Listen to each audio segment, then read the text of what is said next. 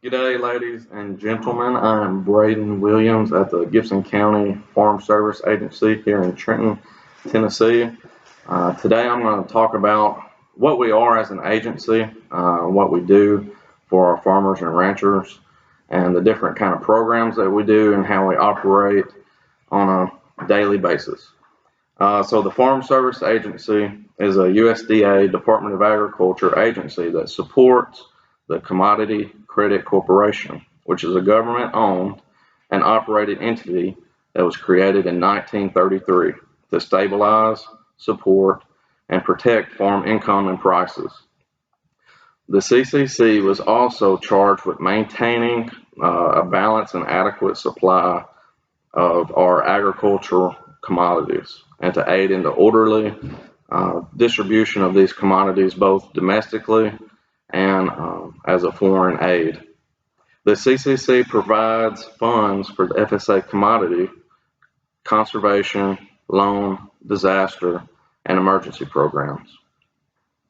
Local FSA offices are served by farmers and ranchers from the county who are elected to the FSA County Committee and apply their judgment and their knowledge to help with the decisions necessary to administer the FSA programs in their counties.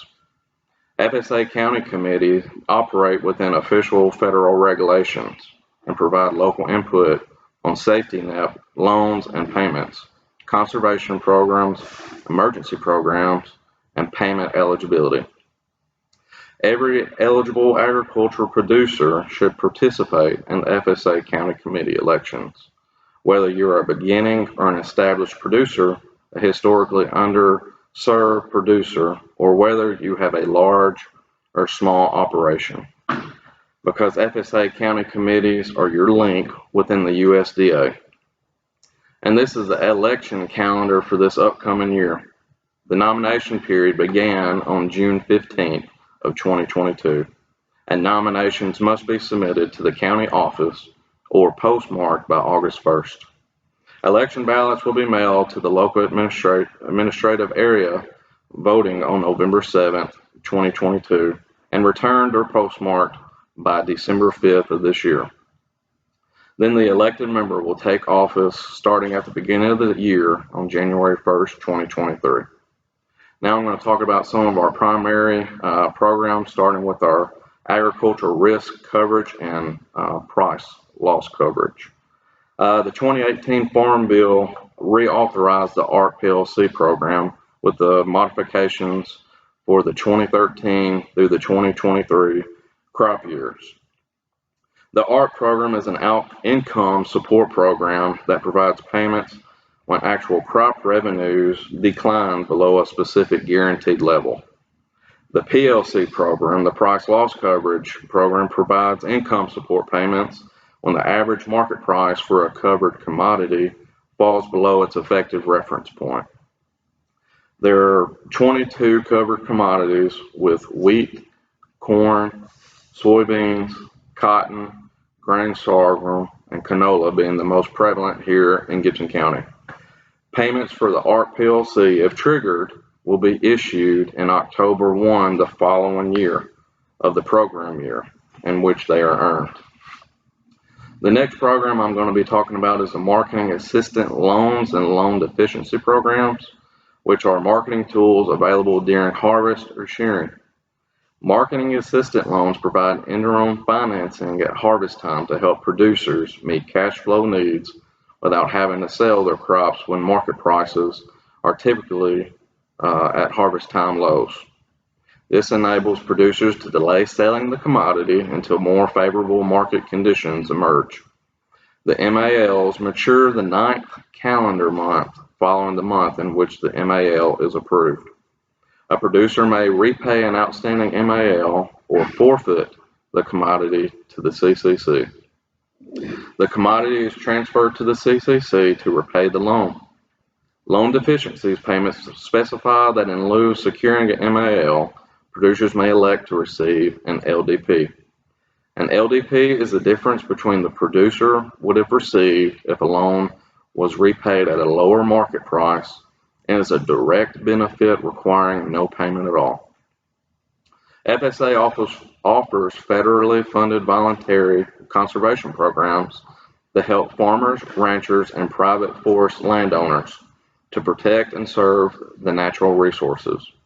FSA conservation programs are incentive-based and provide financial assistance to implement conservation practices. Producers interested in assistance are encouraged to contact their local FSA office. And programs offered by FSA include the Conservation Reserve Program, which protects soil, water quality, and habitat by removing highly erodible from agricultural production through a long-term rental agreement. Under Continuous Conservation Reserve Program, environmentally sensitive land devoted to certain observation practices can be enrolled in CRP at any given moment. Also, Clear 30 and Safe Acres for wildlife enhancements are available too. CRP landowners are eligible for the Transition Incentive Program, which assists with selling your land to beginning and socially disadvantaged farmers. CRP haying and grazing is authorized under certain conditions to improve the quality and performance of the CRP cover or to provide relief to livestock producers due to certain natural disasters. Grassland CRP is a voluntary program that contracts with agricultural producers to help landowners and operators protect grasslands. Conservation Reserve Enhancement Program targets specific state or nationally significant conservation concerns. CREP is not applicable in Tennessee, but for those in attendance from other states, please contact your local FSA office. FSA offers a variety of programs to help farmers, ranchers, communities, and businesses that have been hit by natural disaster events.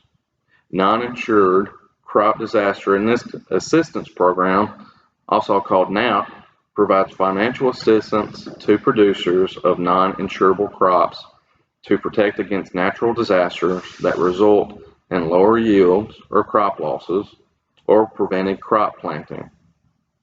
Eligible crops must be commercially produced agricultural commodities for which crop insurance is not available. NAP is a fee-based product.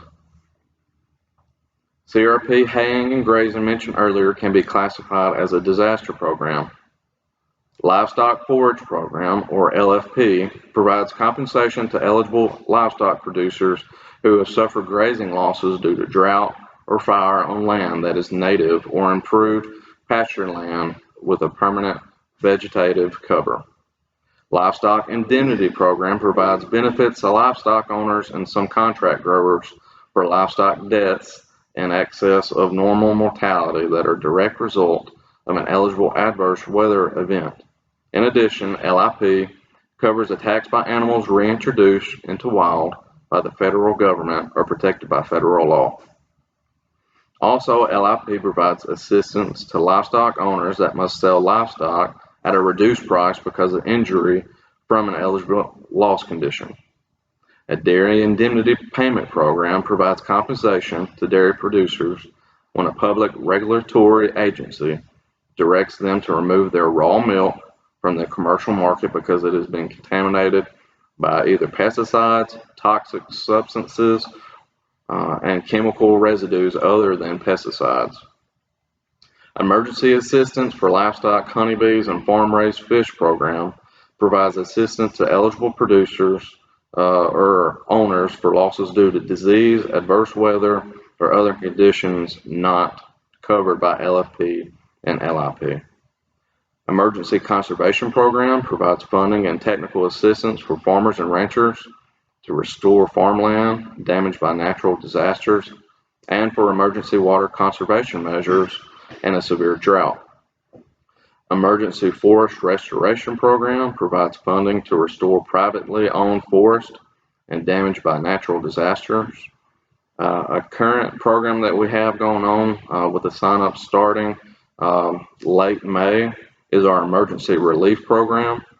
It has a $10 billion in assistance to agricultural producers impacted by eligible disasters experienced during the calendar years of 20 and 2021. FSA will be administering this relief program to row crop and specialty crop producers through the following of the two-phase process. Phase 1 will leverage existing federal crop insurance or non-insured crop disaster assistance program data as the basis for calculating initial payments. Phase 2 will be intended to fill additional assistance gaps and cover eligible producers who did not participate in the existing risk management programs. Producers should be aware of a payment limitation and eligibility requirements to be eligible for most USDA benefits. Program payments that require eligibility determinations prior to payment include the ARP Plc, the Conservation Reserve Program, the Market Loans, Gains, and LDPs, Disaster Assistance Programs, and NRCS's Environmental Quality Incentive, RMA Indemnity payments, and federal crop insurance premium supports. FSA collects and maintains these required documents and issued these determinations. Congress and USDA, FSA specifically, have established requirements to ensure that farm program payments only go to farmers who are actively engaged in farming. To be considered actively engaged, the producer must provide significant contributions to the farming operation, which are to the producer's share of the farming operation, and the contributions must be at risk. Contributions are capital, equipment, land, labor, and management. Landowners and operators are reminded that to receive payments from USDA, compliance with a highly erodible or HEL and wetland conservation provisions are required. Farmers with HEL determination or determined soil are reminded of tillage, crop residue, and rotation requirements as specified per their conservation plan. Producers are to notify the USDA Farm Service Agency prior to breaking sod, clearing land, or tree removal, and any drainage projects, tilling, ditching, etc., to ensure compliance. The 2018 Farm Bill requires the implementation of an average adjusted gross income limitation for payment eligibility. This $900,000 limitation provides provision applies to most programs administered by this Farm Service Agency and the Natural Resource Conservation Service. Participants in programs subject to AGI rules must annually certify their eligibility to receive program benefits. The AGI limitation takes into consideration the 3 taxable years preceding the immediately preceding the tax year for which payments/benefits are being requested. The years used for the 2022 determination are 2018, 2019, and 2020.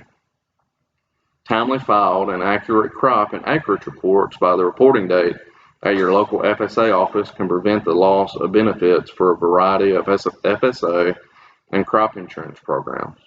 Annual crop reporting deadlines vary based on region, crop, and spring or fall seeding. Failed acreage is an acreage that was timely planted with the intent to harvest, but because of disaster-related conditions, the crop failed before it could be brought to harvest. Prevented planting must be reported no later than 15 days after the final planting date. Consult your local FSA office for deadlines in your area. The Farm Service Agency reminds producers that we offer support to beginning farmers and ranchers, targeted underserved farmers and ranchers, and military veteran farmers and ranchers through program incentives in the following programs, in the existing farm programs. Producers with farmers.gov accounts can now access farm records and maps online, the latest self-service feature added to the U.S. Department of Agriculture website. You can quickly and easily access your land information by desktop computer, tablet, or phone. Producers can view, print, and export detailed farm records and farm/tract records. maps that can be provided to lenders, chemical or fertilizer producers, and crop insurance agents for reporting acreage. The ability to access these records without a visit to Service Center saves you time and money. Using farmers.gov, producers, entities, and those acting on those behalf can also view farm loan and interest information. This concludes the FSA Farm Program section of this tour, and thank you for your time.